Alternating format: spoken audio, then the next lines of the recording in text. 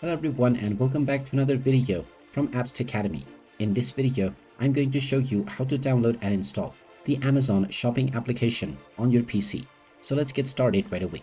Now, since there is no official version for the PC of the Amazon shopping application, you will either need to use a web browser version or install an Android emulator to use the Android app.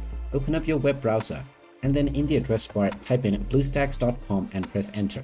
You will now be taken into the official BlueStacks website.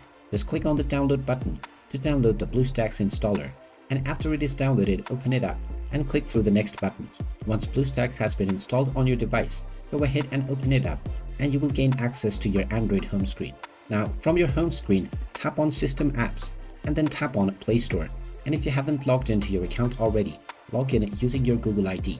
After logging in, tap on the search box and just type in Amazon Shopping and start your search. Once you find the Amazon Shopping application, tap on the install button and the app will now be downloaded and installed on your PC. After the installation is completed, you will see the open button within the emulator, and a shortcut will also be created on your desktop, which you can double click to directly start the application. And there you have it. That is how easy it is to download the Amazon Shopping application on your PC.